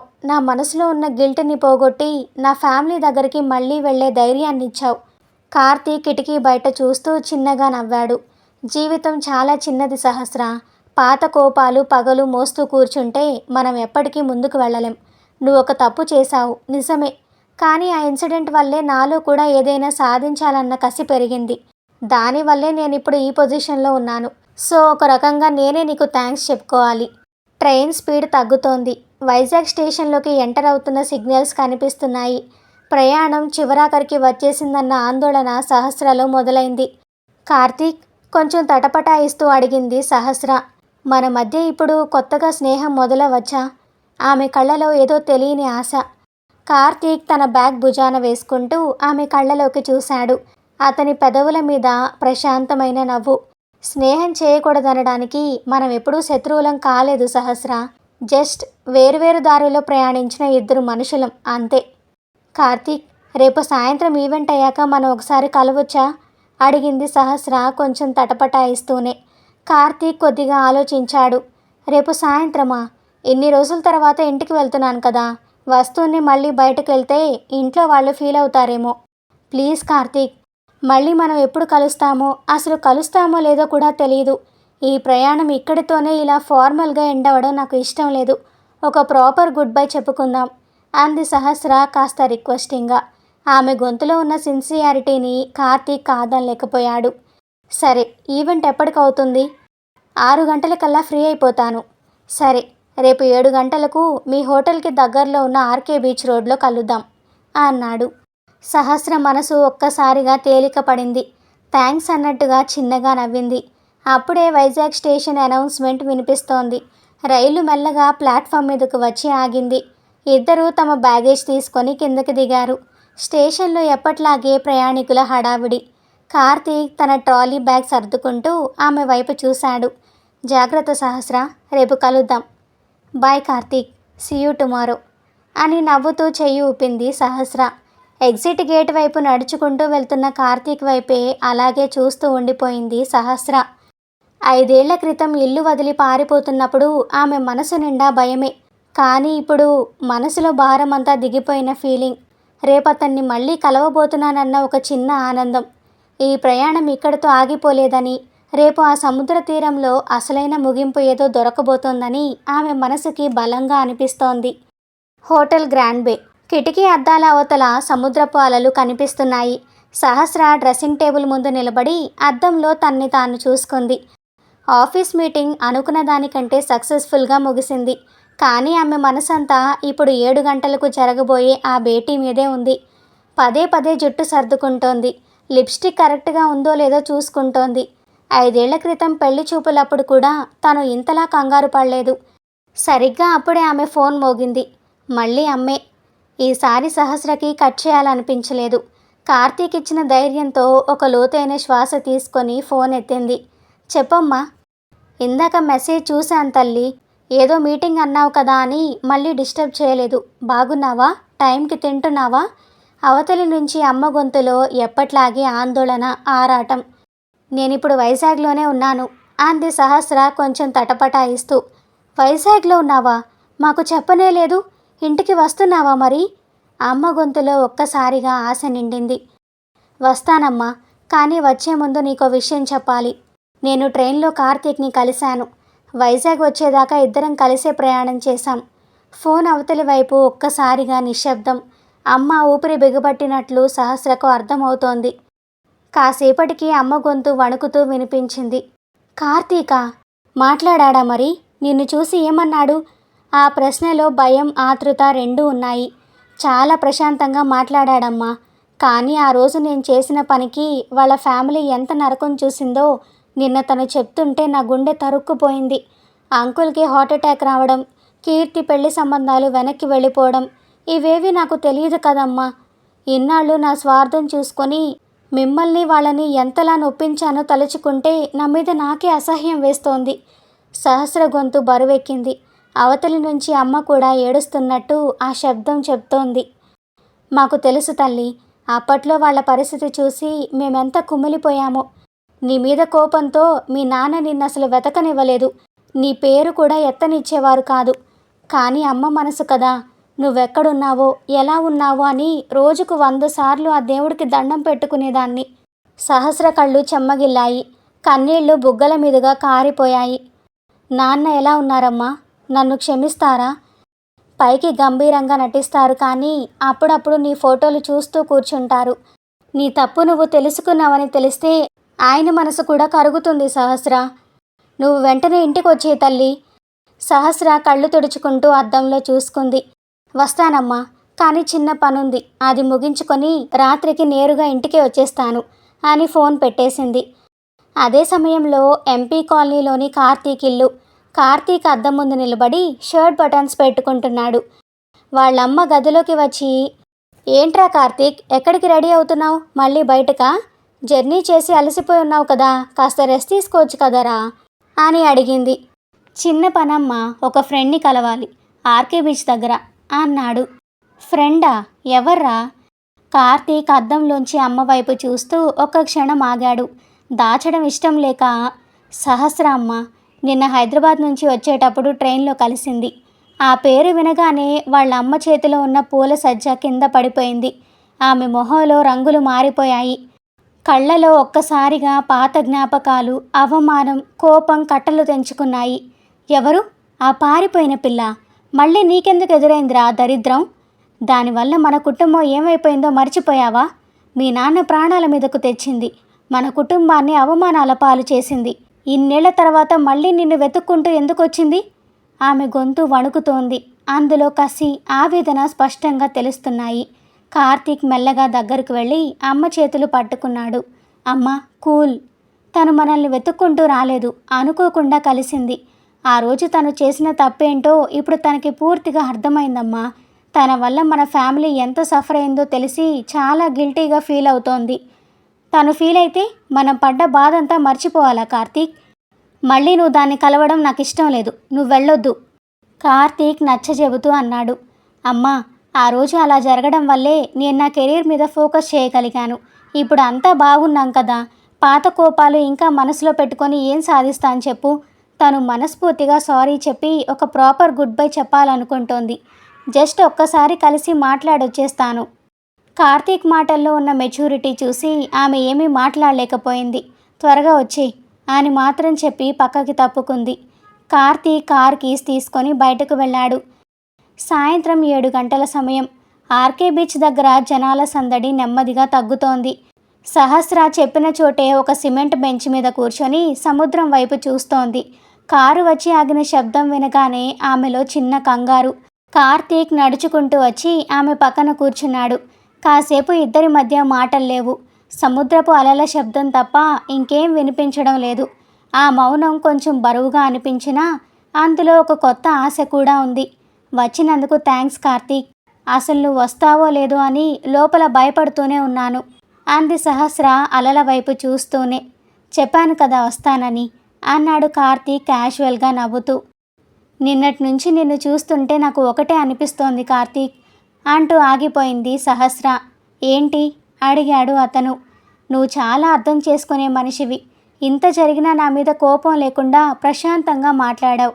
అందుకే ఇలాంటి మనిషితో నా జర్నీ ఇక్కడితో ఆగిపోకూడదు అనిపిస్తోంది. కానీ నన్ను మళ్ళీ నమ్మగలవా? కనీసం ఒక ఫ్రెండ్ లాగా? ఆ మాట గాల్లో కలిసిపోయింది. కార్తీక్ వెంటనే సమాధానం చెప్పలేదు. సముద్రం వైపు చూస్తూ మౌనంగా ఉండిపోయాడు. ఆ నిశ్శబ్దం ఆమెను భయపెట్టింది. తను తొందరపడి ఆశపడిందేమో. తనలాంటి అమ్మాయిని మళ్ళీ నమ్మడం కార్తీక్ లాంటి ప్రాక్టికల్ మనిషికి సాధ్యం కాదేమో అనిపించింది. కాసేపటికి కార్తీక్ ఆమె వైపు చూశాడు. నమ్మకం అనేది రాత్రికి రాత్రి వచ్చేసేది కాదు సహస్ర. దానికి చాలా టైం పడుతుంది. ఆ రోజు నువ్వు పారిపోయినప్పుడు కేవలం పెళ్ళి మాత్రమే ఆగలేదు. ఒక మనిషి మీద నాకుండే గౌరవం, నమ్మకం కూడా తుడిచిపెట్టుకుపోయాయి. సహస్ర తలదించుకుంది. కానీ కార్తీక్ మాటలకి ఆమె తలెత్తి చూసింది. ఈ 24 గంటల ప్రయాణంలో నాకొకటి అర్థమైంది. ఆ రోజు భయంతో పారిపోయిన అమ్మాయికి, ఇప్పుడు నా పక్కన కూర్చొని తన తప్పుని ఒప్పుకుంటున్న అమ్మాయికి చాలా తేడా ఉంది. ఈ 5 ఏళ్లలో నువ్వు చాలా మారావు సహస్ర. సహస్ర కళ్ళలో చిన్న ఆశ. మన ప్రయాణం ఎక్కడి దాకా వెళ్తుందో కాలమే డిసైడ్ చేస్తుంది. ప్రస్తుతానికి ఒక మంచి ఫ్రెండ్గా మళ్ళీ మొదలు పెడదాం. కాకపోతే నాదొక కండిషన్. ఇంకెప్పుడు నీకేమనిపించినా భయం వేసినా నా ముఖం మీదే చెప్పేయాలి తప్ప మళ్ళీ ఇలా పారిపోకూడదు. డీల్? ప్రశాంతంగా అడిగాడు కార్తీక్. సహస్రముఖంలో పెద్ద రిలీఫ్, పెదవుల మీద నిజమైన చిరునవ్వు విరిసింది. ప్రామిస్ కార్తీక్, ఇంకెప్పుడు నీకు చెప్పకుండా ఏ నిర్ణయం తీసుకోను. Thank you. గుడ్. సరే పద, ఆకలిస్తున్నట్టుంది. ఇక్కడ దగ్గరలోనే ఒక మంచి సీ ఫుడ్ రెస్టారెంట్ ఉంది. డిన్నర్ చేసి నేను హోటల్లో డ్రాప్ చేస్తాను. ఇంతకీ ఫ్లైట్ ఎక్కేలోపు రేపు మీ ఇంటికి వెళ్తున్నావా? అడిగాడు కార్తీక్ లేచి నిలబడుతూ. వెళ్తున్నాను కార్తీక్, రేపు కాదు ఈరోజే. డిన్నర్ అయ్యాక హోటల్కి వెళ్ళి నా లగేజ్ తీసుకొని నేరుగా ఇంటికే వెళ్తున్నాను. మధ్యాహ్నం అమ్మతో మాట్లాడినప్పుడే చెప్పేశాను అని ఆనందంగా చెప్పింది Sahasra. That's a good decision. పద వెళ్దాం అంటూ కారు వైపు నడిచాడు కార్తీక్. 2 గంటల తర్వాత హోటల్ గ్రాండ్ బే పార్కింగ్లో కార్తీక్ కారు ఆగింది. సహస్ర కారు దిగబోతూ ఆగి అతని వైపు చూసింది. కొంచెం కంగారుగా ఉంది కార్తీక్. ఇన్నాళ్ల తర్వాత నాన్నను ఫేస్ చేయాలంటే ఆయన ఏమంటారో అని లోపల భయంగా ఉంది. కార్తీక్ చిన్నగా నవ్వాడు. భయపడకు, ఆ రోజు నువ్వు పారిపోయింది భయంతోనే కదా. మళ్ళీ ఇప్పుడు అదే భయంతో ఆగిపోకు. నీ తప్పు నువ్వు తెలుసుకున్నావు. ఆ నిజాయితీ నీ మాటల్లో కనిపిస్తే ఆయన కోపం ఖచ్చితంగా కరిగిపోతుంది. ధైర్యంగా వెళ్ళు. All the best. కార్తీక్ మాటలతో ఆమె మనసులో భారం సగం తగ్గిపోయింది. థ్యాంక్స్ కార్తీక్, బాయ్ అంటూ కారు దిగింది. బాయ్ సహస్ర, జాగ్రత్తగా వెళ్ళు. ఇంటికి వెళ్ళాక వీలైతే నాకు మెసేజ్ చేయి అని చెయ్యి ఊపి కారు ముందుకు పోనిచ్చాడు. కార్తీక్ కారు వెళ్ళిపోతున్న వైపు చూస్తూ అక్కడే నిలబడిపోయింది సహస్ర. 5 ఏళ్ల క్రితం ఇదే వైజాగ్ నగరం నుంచి అర్ధరాత్రి భయంతో పారిపోయిన ఆ అమ్మాయికి ఇప్పుడు తన వాళ్ళను కలుసుకోవడానికి ధైర్యంగా అడుగులేస్తున్న ఈ సహస్రకి ఎంత తేడా. ఆమె మనసులో ఇప్పుడు కేవలం తన తప్పును సరిదిద్దుకోవాలన్న తపన, ఈరోజు కొత్తగా చిగురించిన ఒక అందమైన స్నేహం మీద చిన్న ఆశ మాత్రమే ఉన్నాయి. ఒక దీర్ఘ శ్వాస తీసుకొని హోటల్ లోపలికి నడిచింది సహస్ర. నేరుగా గదికి వెళ్ళి తన వస్తువులన్నీ ప్యాక్ చేసుకొని ఒక అరగంట తర్వాత లగేజ్తో పాటు కిందకి వచ్చింది. అప్పటికే తను బుక్ చేసుకున్న క్యాబ్ హోటల్ పోర్టికోలోకి వచ్చి ఆగింది. అందులో తన బ్యాగ్ పెట్టుకొని సీతమ్మ దారలోని తన ఇంటికి బయలుదేరింది సహస్ర. రాత్రి 10 గంటల సమయం. సహస్ర క్యాబ్ దిగి తన ఇంటి ముందు నిలబడింది. చేతిలో ఒక చిన్న ట్రావెల్ బ్యాగ్. వీధిలో అప్పటికే నిశ్శబ్దం ఆవరించి ఉంది. అదొక పాతకాలపు ఇండిపెండెంట్ హౌస్. ఆ ఇంటి గేటు, ఆ కాంపౌండ్ వాల్, ఆ తులసి కోట అన్నీ 5 ఏళ్ల క్రితం ఎలా ఉన్నాయో ఇప్పుడు అలాగే ఉన్నాయి. మారింది కేవలం ఆమె మాత్రమే. ఒకప్పుడు ఆ ఇంట్లోంచి వెళ్ళిపోవాలని తప్పించిన అమ్మాయి ఇప్పుడు ఆ ఇంటి గడప తొక్కడానికి భయపడుతూ ఒక అపరాధిలా నిలబడి ఉంది. కార్తీక్ చెప్పిన మాటలు ఇచ్చిన ధైర్యంతో నెమ్మదిగా గేటు తీసుకొని లోపలికి అడుగుపెట్టింది. వరండాలో లైట్ వెలుగుతోంది. భోజనాలయ్యాక ఆమె తండ్రి రామారావు గారు కుర్చీలో కూర్చొని అలా శూన్యంలోకి చూస్తున్నారు. వయసు పైబడిన ఛాయలు ఆయన ముఖంలో స్పష్టంగా కనిపిస్తున్నాయి. గేటు తీసిన చప్పుడు విని ఆయన తలెత్తి చూశారు. ఎదురుగా సహస్ర నడుచుకుంటూ రావడం చూసి ఆయన ఒక్క క్షణం షాక్ అయ్యారు. తన కళ్ళను తానే నమ్మలేనట్లు చూశారు. మరుక్షణం 5 ఏళ్లుగా పేరుకుపోయిన కోపం కట్టలు తెంచుకుంది. ఆయన వెంటనే కుర్చీలోంచి లేచి నిలబడ్డారు. ఎవరు నువ్వు? ఎందుకొచ్చావు ఇక్కడికి? ఆయన గొంతు కరుకుగా కోపంగా వచ్చింది. సహస్ర కళ్ళు నీళ్లతో నిండిపోయాయి. నాన్న, నేను సహస్రను నాన్న అంటూ ముందుకు అడుగు వేసింది. ఆగక్కడే, ఆయన చెయ్యి చూపిస్తూ గట్టిగా అరిచారు. ఆ అరుపుకి లోపల పనులు చేసుకుంటున్న సహస్ర తల్లి కమలమ్మ కంగారుగా బయటకొచ్చింది. సాయంత్రం ఫోన్లో మాట్లాడినా 5 ఏళ్ల తర్వాత తన బిడ్డను కళ్ళెదురుగా చూసేసరికి ఆమె గుండె బరువెక్కింది. కన్నీళ్లు ఆపుకోలేకపోయింది. ఏ మొహం పెట్టుకుని వచ్చావి మళ్ళీ? ఆ రోజు మండపంలో నా పరువు తీసి నన్ను నలుగురిలో తలెత్తుకోకుండా చేసి ఇప్పుడెందుకు వచ్చావు? ఆ రోజు నువ్వు ఇంట్లోంచి కాదు, మా జీవితాల్లోంచి కూడా వెళ్ళిపోయావు. ఇక్కడ నీకు స్థానం లేదు, బయటకు వెళ్ళు. ఆయన ఆవేశంతో ఊగిపోతున్నారు. కమలమ్మ పరిగెత్తుకుంటూ వచ్చి ఆయన్ని పట్టుకుంది. ఏవండి, పాపను అలా అనకండి. ఇన్నాళ్ల తర్వాత వచ్చింది కదా, లోపలికి రానివ్వండి అంటూ ఏడుస్తూ ఆయన్ను బతిమాలింది. పాప? ఏ పాప? నా కూతురు ఆ రోజే చచ్చిపోయింది కమల. ఈ ఇంటి గడప తొక్కడానికి దీనికి అర్హత లేదు అంటూ ఆయన లోపలికి వెళ్ళిపోబోయారు. సహస్ర ఇక ఆగలేకపోయింది. చేతిలో ఉన్న బ్యాగ్ కింద పడేసి పరిగెత్తుకుంటూ వెళ్ళి ఆయన కాళ్ల మీద పడిపోయింది. నన్ను క్షమించండి నాన్న, ప్లీజ్. నేను చేసింది ఎంత పెద్ద తప్పు నాకు ఇప్పుడు అర్థమైంది నాన్న. మీ కోపం న్యాయమే, నన్ను కొట్టండి తిట్టండి, కానీ ఇంటి నుంచి బయటకు పంపకండి నాన్న. నాకు మీరు తప్ప ఎవరూ లేరు అంటూ బోరున ఏడ్చేసింది.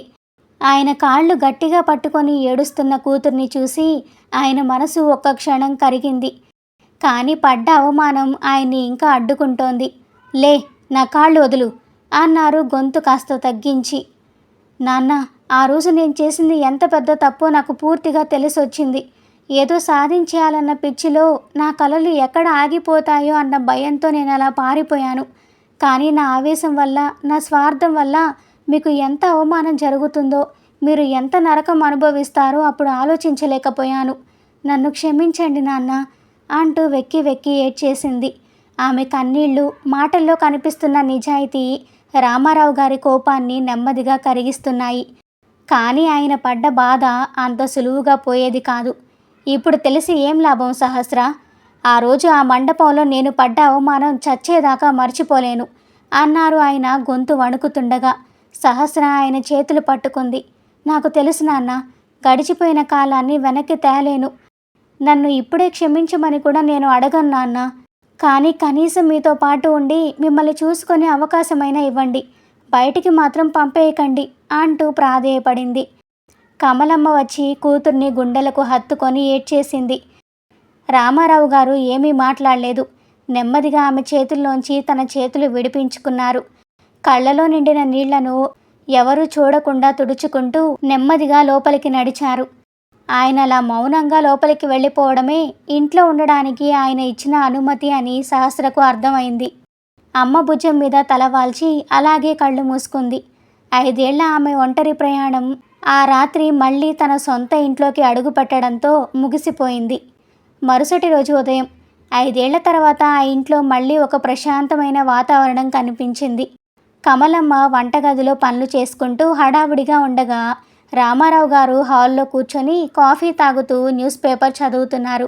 సహస్ర నెమ్మదిగా నడుచుకుంటూ వచ్చి ఆయన పక్కనున్న సోఫాలో కూర్చుంది. ఆమె వచ్చి పక్కన కూర్చున్న రామారావు గారు పేపర్ నుంచి కళ్ళు తిప్పలేదు. కాసేపు అలాగే చదువుతున్నట్టు ఉండిపోయారు. ఆ గదిలో ఇద్దరి మధ్య ఒక ఇబ్బందికరమైన మౌనం ఆవరించింది. సహస్ర గొంతు సవరించుకొని నాన్న అని పిలిచింది మెల్లగా. ఆ పిలుపుకి ఆయన పేపర్ కొద్దిగా పక్కకి జరిపి కళ్ళద్దాల పైనుంచి ఆమె వైపు చూశారు. ముఖంలో ఎలాంటి చిరునవ్వు లేదు. గొంతులో ఇంకా ఆ పాత గంభీరత్వాన్ని చూపిస్తూ చెప్పు అన్నారు కాస్త కఠినంగానే. కానీ రాత్రి ఉన్నంత ఆవేశం లేదు. సహస్ర ఒక దీర్ఘ శ్వాస తీసుకొని ఆయన కళ్ళలోకి చూస్తూ అంది, నాన్న, నేనిక ఢిల్లీ వెళ్ళడం లేదు. రామారావు గారు ఒక క్షణం ఆశ్చర్యపోయినా ఆ భావాన్ని ముఖంలో కనిపించనివ్వకుండా అంటే అన్నట్టుగా చూశారు. నా కంపెనీకి హైదరాబాద్లో బ్రాంచ్ ఉంది నాన్న, అక్కడికి ట్రాన్స్ఫర్ అడుగుతాను. ఒకవేళ వాళ్ళు ఒప్పుకోకపోతే ఈ జాబ్ మానేసి ఇక్కడే వైజాగ్లోనో లేదా హైదరాబాద్లోనో వేరే ఉద్యోగం చూసుకుంటాను. ఇక ఎప్పటికీ మిమ్మల్ని వదిలి దూరంగా వెళ్ళను నాన్న అంది సహస్ర గొంతులో నమ్మకంతో. ఆ మాట వినగానే రామారావు గారి చేతిలోని పేపర్ కొద్దిగా వణికింది. 5 ఏళ్లుగా కూతురు దూరం అయిపోయిందన్న బాధ, మళ్ళీ ఎక్కడ వెళ్ళిపోతుందో అన్న భయం ఈ ఒక్క మాటతో కరిగిపోయాయి. ఆయన ముఖంలోని బిగువు కొద్దిగా సడలింది. ఎదురుగా ఉన్న కాఫీ కప్పును చూస్తూ, కమలా, దానికి కాఫీ ఇచ్చావా లేదా? ఇంకా అలవాటు అలాగే ఉందా, మారిందా అన్నారు వంటగది వైపు చూస్తూ గొంతు సవరించుకుంటూ. నేరుగా సహస్రతో ప్రేమగా మాట్లాడలేక అమ్మను అడిగిన ఆ ఒక్క మాటలోనే ఆయన క్షమాపణ, ఆనందం రెండూ వ్యక్తమయ్యాయి. వంటగది గుమ్మం దగ్గరకు వచ్చిన కమలమ్మ కళ్ళలో, ఇటు సహస్ర కళ్ళలో ఒకేసారి ఆనంద బాష్పాలు తిరిగాయి. ఆ ఇంట్లోకి 5 ఏళ్ల క్రితం పోయిన కళ మళ్ళీ తిరిగి వచ్చింది. సహస్ర అనుకున్నట్టుగానే హైదరాబాద్కి ట్రాన్స్ఫర్ తీసుకుంది. ఈ క్రమంలో కార్తీక్ సహస్ర మధ్య రోజువారీ మాటలు మొదలయ్యాయి. మొదట్లో రోజుకో చిన్న మెసేజ్ పంపుకునేవాళ్ళు. ఆ తర్వాత నెమ్మదిగా అప్పుడప్పుడు ఫోన్లో మాట్లాడుకోవడం మొదలైంది. సహస్ర వీకెండ్స్లో వైజాగ్ వచ్చినప్పుడల్లా ఇద్దరు ఆర్కే బీచ్లోని కాఫీ షాప్లో కలుసుకోవడం, కార్తీక్ బిజినెస్ పని మీద హైదరాబాద్ వెళ్ళినప్పుడు ఇద్దరూ కలుసుకోవడం చేసేవాళ్ళు. 5 ఏళ్ల క్రితం ఒకరి గురించి ఒకరికి ఏమీ తెలియకుండానే పెళ్లి దాకా వెళ్ళారు.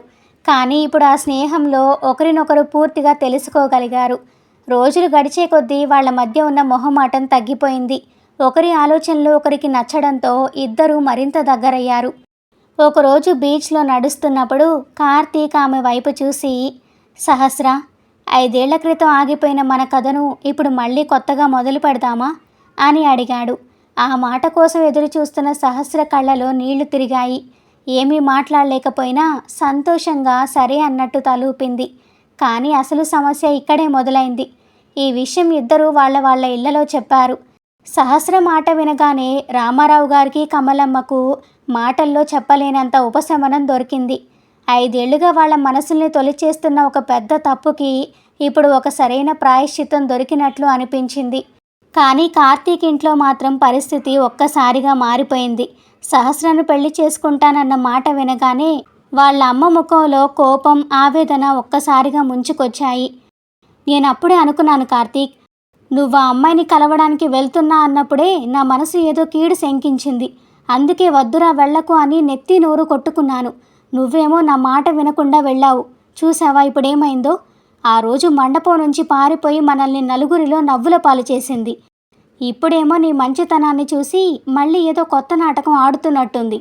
ఇన్నాళ్ళు లేనిది సడన్గా సారీలు చెప్పి నీ మనసు మార్చేసింది. ఆ పిల్లను నేను మళ్ళీ ఇంటి కోడలిగా అస్సలు ఒప్పుకోను. నా వల్ల కాదు అని చాలా ఖచ్చితంగా చెప్పేసింది. కార్తీక్ నాన్నగారు ఏమీ మాట్లాడలేదు. కానీ ఆయన ముఖంలో ఆ పాతగాయం మళ్ళీ రేగినట్లుగా ఒక బరువైన నిశ్శబ్దం కనిపించింది. ఇంట్లో వాళ్ల కోపం వెనక ఉన్న న్యాయం కార్తీక్కి తెలుసు.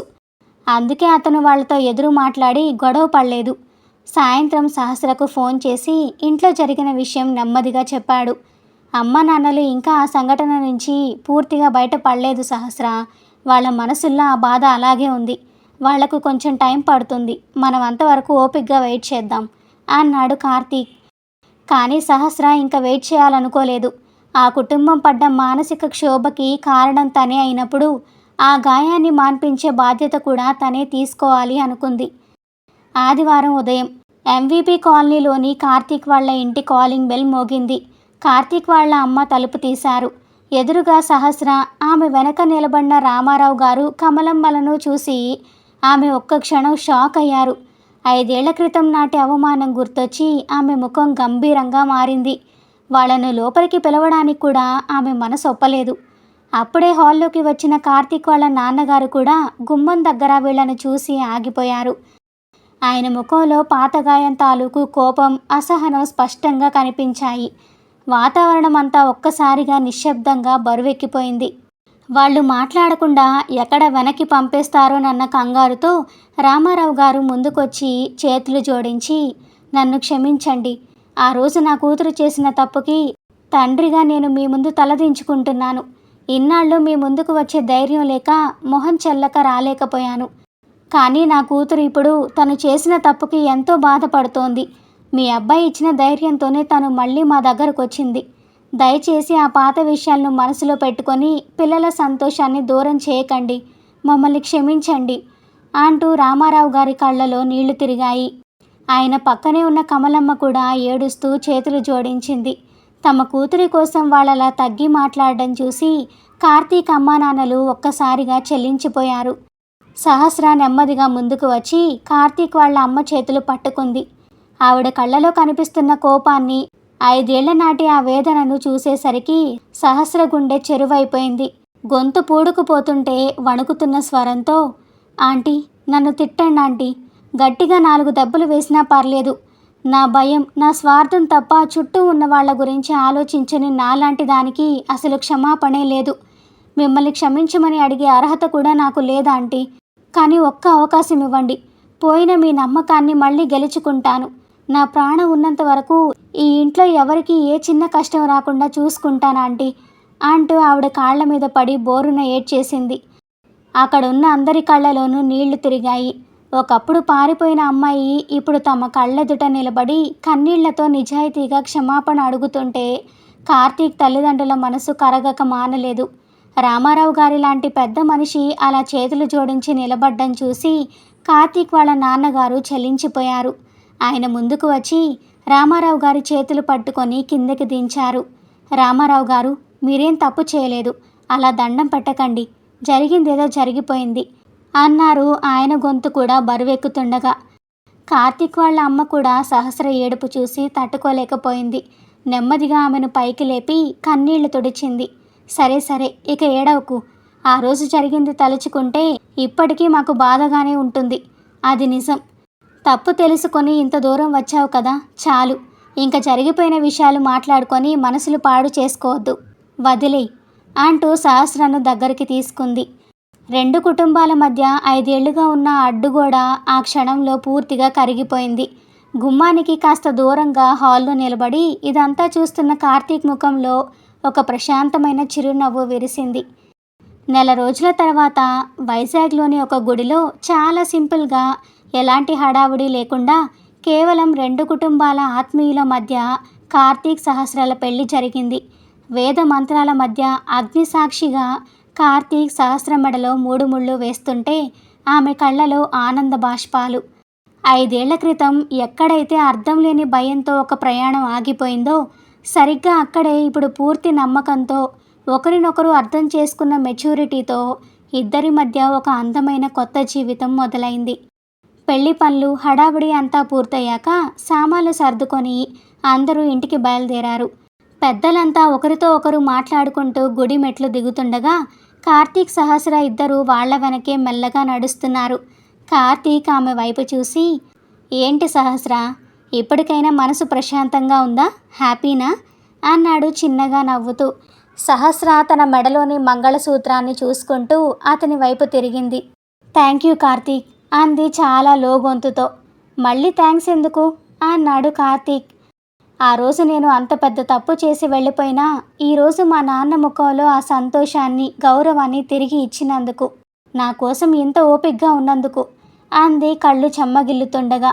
కార్తీక్ కొద్దిగా ఆగి ఆమె కళ్ళలోకి చూస్తూ, ఒకవేళ ఆ రోజు నువ్వు పారిపోకుండా ఉంటే మనకి పెళ్ళయ్యేదేమో, కానీ ఒకరి గురించి ఒకరికి ఇంతలా తెలుసుండేది కాదు సహస్ర. ఈ 5 ఏళ్ల గ్యాప్ వల్లే ఒకరి విలువ ఒకరికి తెలిసింది.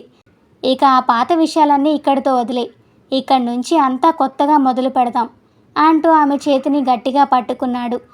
సహస్ర ముఖంలో ఇన్నాళ్ళు లేని ఒక నిశ్చింత, ఒక అందమైన నవ్వు కనిపించింది. ఇద్దరూ కలిసి నవ్వుతూ ముందుకు నడిచారు. ఇదండి ఇవాల్టి మన కథ. కొన్నిసార్లు అంతే కదా, కొన్ని కథలు ముగిసిపోయాయి అనుకునేసరికి మొదలవుతాయి. కార్తీక్ సహస్రాల జీవితాల్లో జరిగింది అదే. తప్పు చేయడం మానవ సహజం, కానీ ఆ తప్పును మనస్ఫూర్తిగా ఒప్పుకొని సరిదిద్దుకోవాలి అనుకోవడం చాలా గొప్ప విషయం. అహంకారాన్ని పక్కన పెట్టి క్షమాపణ అడగడం, అలాగే గతాన్ని వదిలేసి పెద్ద మనసుతో క్షమించడం, ఇవే కదా మన కుటుంబ బంధాలను ఎప్పటికీ నిలబెట్టేవి. మరి ముగిసిపోయిందనుకున్న వీళ్ళ ప్రయాణం మళ్ళీ మొదలైన విధానం మీకెలా అనిపించిందో కింద కామెంట్స్లో తప్పకుండా తెలియచేయండి. ఇలాంటి మరెన్నో చక్కటి కుటుంబ నైతిక కథల కోసం మన తెలుగు ప్రేమ కథలు ఛానల్ను సబ్స్క్రైబ్ చేసుకోండి. ఈ కథ మీకు నచ్చితే ఒక లైక్ చేసి మీ ఆత్మీయులతో పంచుకోండి. మరో మంచి కథతో మళ్ళీ కలుద్దాం. అంతవరకు సెలవు. Bye bye.